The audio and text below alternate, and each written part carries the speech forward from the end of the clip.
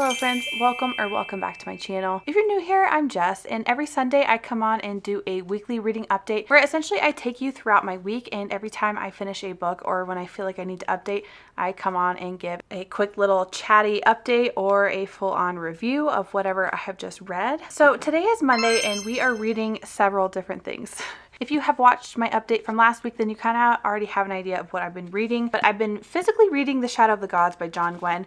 I am just now just about halfway. I am on chapter 29, page 263. This is just right under 500 pages, but it is a ginormous looking book. But it is taking me a little bit longer to get through, mainly because I've just been reading it at night when I'm in bed. It's a little bit harder for me to pick up physical books throughout the day because I am a stay-at-home mom. I do have one in school and I do have one at home with me, and he is a busy boy. So physical books are a little bit harder for me to read throughout the day. So that's the only reason this is just taking me, while this one is carrying over, I think, into 2 weeks now. This makes me think of Skyrim and The Last Kingdom, mainly like the Viking kind of style. But there was a battle between the gods, and now there are three main characters we are following and kind of watching the aftermath of the gods battle, and there's some other battles to come. So far it's been very intense and I am really enjoying it. Our three main characters are two women and one man. I'm enjoying it. I'm loving it. I will say I love reading Orca. I love reading her POVs. If you want to see a little bit more in depth, then you can definitely go check out my reading update from last week. Now, I have also been listening to Sunlight by Debney Perry. That is book 2 in the Haven River Ranch series. I'm almost through chapter 16. It says I have 2 hours and 5 minutes left. I'm really enjoying it. So the Haven River Ranch series follows the Haven brothers, and the first one, Crossroads, followed West, and our second one, Sunlight, is following Jax. And I gotta say, I'm almost enjoying the second one more because Jax is hilarious. His inner monologue is so funny. His banter between our FMC Sasha is just hilarious. I love it. I'm having so much fun. I will say though that there is a trope in here that I know a lot of people do not like. So I don't know if that's listed on her website or anything, but I don't want to say it and spoil it, but I'm enjoying it. On my Kindle, I'm reading a couple of different things. So I started Rising by Nell Nicole, and that is classified as a dystopian, but it feels more post-apocalyptic. What's the difference? Is there a difference? I feel like dystopian is more like political rebellion kind of thing, and post-apocalyptic is literally just following apocalypse. It's said to be a dystopian fantasy, so there is this magic element to the book, but yeah, it's really just, there was a radioactive war, and people either had the genetic mutation to survive, or they turned into what they're called pansies, or they're basically zombies, and then they are trying to survive. Our FMC Amaya, she is the general inside this compound. She runs the army there. They all have, I don't think everybody has powers though.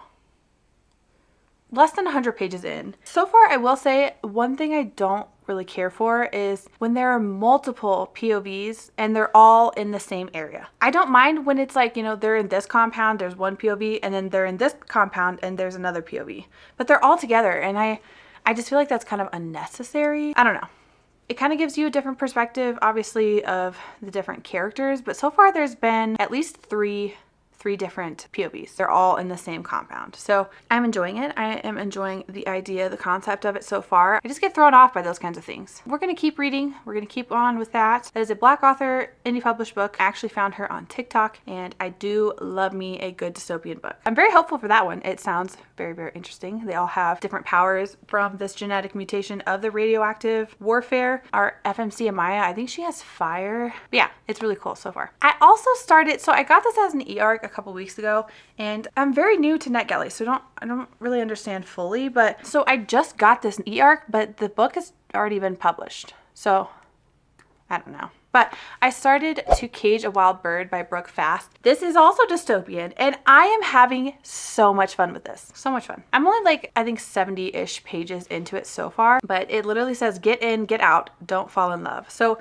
our FMC Raven, she is a bounty hunter, and in this world there are 3 different classes. There's the lower sector, the middle, and the higher sector. The middle and the higher are, the more affluent kind of people, the people who are not in poverty, and the lower sector is where our FMC Raven and her brother live. She's been like in charge of her and her younger brother since she was 16. She is now 23. She's been the sole provider. Terrible conditions. They have curfews. They have electricity, but they get cut off because then it goes to the higher and the middle sectors. So they have power. There's a rebellion happening, and Raven and her brother are trying to stay on the outskirts of that, even though their parents were involved. But they essentially, there is this prison called Endlock. Any criminal gets sent there, and it's pretty much like a death sentence when you go there. So once you are sentenced to prison there, they can auction you off and have the rich hunt you. Yeah, it's a very terrifying premise, honestly. It sounds like majority of people don't make it past 2 years within this prison, but Raven, her brother, gets arrested and thrown into prison. So then she has some connections with the rebellion group, and they tell her like, hey, we will send you in to the prison and we will help get you and your brother out. As long as you bring this contact with you that is like our undercover, we're gonna help you. We're gonna help you get out. And literally right before this, our girl is out having a good old time at a tavern, having some drinks, and this one guy is just staring at her, you know, and she's like, what the heck? Why is he staring at me? But you know, he's just trying to, you know, flirt a little bit. Come to find out he's a guard. Fast forward to her being in prison. Guess who she sees? The guard. Yeah. So this is going to be really good. I'm really excited for it. This is going to be an excellent time. I haven't heard too much about this book, so I'm very excited to see where it goes. We have lots of good things we are reading, and I'm hoping to get that one finished pretty quickly, and then Rising and Sunlight, and then still keep working on Shadow of the Gods, and we shall go from there. So whenever I finish a book or I feel like I need to update, I will hop back on, but otherwise I will see you soon. Today is Tuesday, and this morning I finished Sunlight by Debney Perry, which that is book 2 in the Haven River Ranch series, and I really liked it. I really enjoyed it. I thought it was really cute, very heartwarming. It definitely has a trope in it that I know is not a favorite for a lot of people. For me personally, I didn't mind it. I think it makes sense in some of these instances. Let me see if it actually says that. It does say it on the Goodreads description blurb, so if you are curious as to what that is, you can go check it out. I don't want to spoil, because I do feel like it is kind of a spoilery because it doesn't happen until at least like halfway through the book. This follows our FMC Sasha. She had just moved from California to Montana to be the manager of the Haven River Ranch Resort, and she comes across Jax before she had even started working. They kind of hit it off right. They have some chemistry happening. They're joking, they're flirting back and forth, and then she realizes that he is one of the Haven boys. So she's like, I don't want to mix business and pleasures. I can't see you. And he's like obsessed with her. It's so funny. I love it. But Jax, he is the youngest Haven brother. I thoroughly enjoyed his character. I really, really loved his character. He is so funny. His chemistry and his banter back and forth between Sasha is just, I loved it. I had so much fun with it. It is definitely spicy, but the narration was fantastic. I liked actually both the male and the female narrator. They both did an incredible job for these characters. It definitely answered all those questions on, how certain people's futures were going. Overall, it was really cute. I really enjoyed the series. I almost wish there was a third book, but there's not a Haven brother to go off of, but that's okay. I really enjoyed it. Now I'm gonna listen to, I'm not sure. So I do have a couple of Libby options that I really need to listen to, because one of them is due in 6 days and one of them is due in 15. So I have A Curse of Blood and Wolves. I started listening to it, and it's very interesting because it is solely narrated by a man, which I have not ever come across before, so that's different. Wolves, that's all I know. The FMC is taking care of her sister, and that's all I've gathered. Then I also was waiting for Falling Like Leaves by Misty Wilson. We need a fall romance book, of course, so I might start listening to that one. I really enjoyed being able to listen to those on audio and read my fantasy books, kind of just be able to switch it up a little bit every now and then. We're still working on Shadow of the Gods, page 263, chapter 29. I actually didn't read any of this last night because I wanted to read To Cage a Wild Bird by Brooke Fast. I am so invested in this story. I am 100% invested. It's so good. It's really good, and the tension between these two main characters is delicious. Just the overall concept of this society that they are in is actually bonkers. The fact that their society is based in a world where there are 3 different classes, and it also stays that way when you go into the prison, which is very interesting. You have different amenities depending on which class you are in, and you can also raise to a different class, kind of like bump up the ranks. Is not necessarily a good thing because then you might be more desirable to choose to be hunted. That aspect is absolutely crazy though. Yeah, hunting human beings. Crazy. But I really am enjoying the rebellion aspect. I am enjoying all these other side characters that are coming into play. And the MMC, he's a big softie. He is. He's trying to do the right thing, you know? And I love that. Our FMC, she is a sarcastic little queen. I love that also because I have sarcasm running through my blood. But yeah, that's where we're at. Hopefully we will get to Cage a Wild Bird finished today because we're at 47% of the way and on page 164 of 359. So we could potentially finish it today, more than likely tomorrow though. We'll just keep trucking away. We'll keep going. I haven't picked up Rising again just yet because I am pretty engrossed into To Cage a Wild Bird. But yeah, that's where we're at right now, and I will come back on later and let you know what's going on. Hello friends, today is Thursday, and yesterday I finished To Cage a Wild Bird by Brooke Fast. This was a good time. This is a dystopian romance book and I am obsessed with it. It was so good, so intriguing. The plot line itself, when I tell you I like dystopian and I want dystopian, that is what I am talking about. There is of course a corrupt government and there is the rebels. Our FMC Raven, her younger brother, gets thrown into the prison. Now here's the kicker. The prison allows people to pay so they can hunt the prisoners.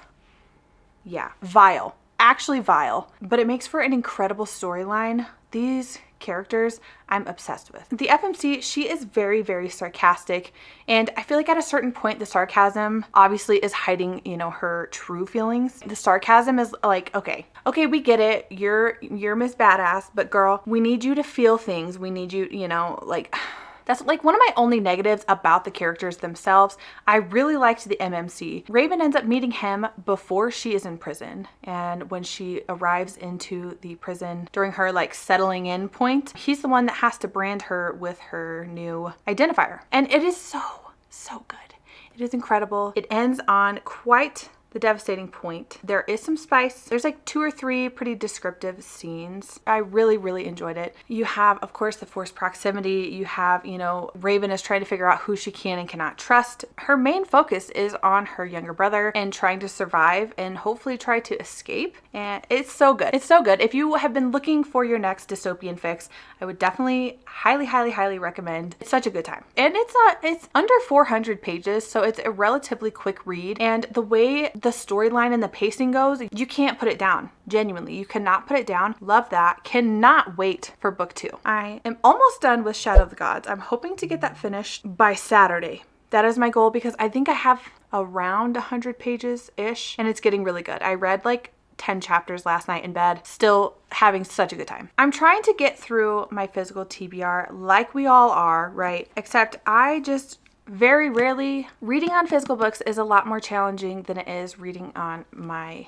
you know, e-reader or whatever. This one I specifically put on my fall TBR, so I also wanted to pick it up. Sometimes it's hard to catch myself in the right mood to pick up certain books. I was really happy that I wanted to pick this up, Heavenly Bodies by Imani Ariu. I do think actually that the second book comes out this year, so that's great because I've seen a lot of people reacting to reading the end of this. It seems like it does some numbers on people, so that's great news. The sprayed edges, of course. I'm like 5 chapters into it, but I am very captivated by the story. It is a third-person perspective. We are following Alara. She gets abducted from her homeland. Now she's in some other land and they want to train her to become their weapon, essentially. The magic system in this seems very, very unique. It's like a Zodiac-based magic system, you know, stunning. So I'm really excited for this. It seems like a he trains her, forced proximity, enemies to lovers, you know, all the good things that make up a good fantasy romance. Nonetheless, I'm very excited to keep reading into this, and that's where we're at right now. I'm listening to a couple things on audio, but like nothing worth note. One of the books, I think it's Falling Like Leaves. See, the thing is that I generally don't read the synopsis of a book. I just kind of pick it based off of the cover and hope for the best. So this book that I'm currently listening to is very, very high school coded. I'm almost 30. So I Me personally, I don't want to listen to a story about a high schooler. I'm not sure. We're like 16% of the way. We'll see. I don't know if I'll continue with that or not. I've already been through the high school experience once and I do not want to relive that experience. So yeah, that's where we're at. Anyhow, that's all for now and I will come back soon with another update. Hello friends. Today is actually Sunday and yesterday was my son's first birthday party. So I had literally no time to come on and film. So that's why we were coming on today. I'm trying out my microphone with my new camera. So hopefully it looks okay and sounds okay. But I wanted to just kind of close up my recap for the week. I'm still reading Heavenly Bodies. I am actually almost finished. I am on chapter 44, page 301, and I am loving this book so much.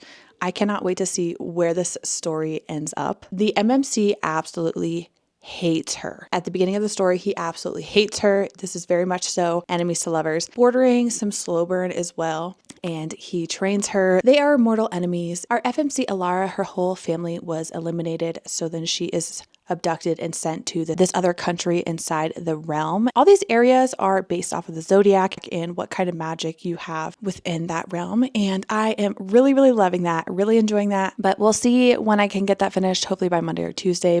And still plugging away Shadow of the Gods. I am on chapter 39, page 349. We are almost there. I think in total this has 486 pages. So we are right there. Still having a great time. Still lots of things happening. The storyline is really picking up with all three of our main characters. Having a great time with that. But yeah, that is where we're at. Still kind of listening to Falling Like Leaves on audio. It's okay. Like I said in my last update, it was just, it's very heavy high school. And I've already lived through high school one time and that was enough for me. I don't particularly like to read about high school, especially as a almost 30-year-old adult. No, thank you. I will pass on that. That's where we're at. We're going to keep plugging away, keep reading, and then I will start my new update tomorrow and I will come back and update, which you won't see until next week, but that will start the new week of my weekly reading update. If you like this kind of video, then please don't forget to like and subscribe. That way you don't miss out on a new weekly reading update every Sunday and some other bookish content on Wednesday. I hope you have a wonderful reading week wherever you are, and until next time.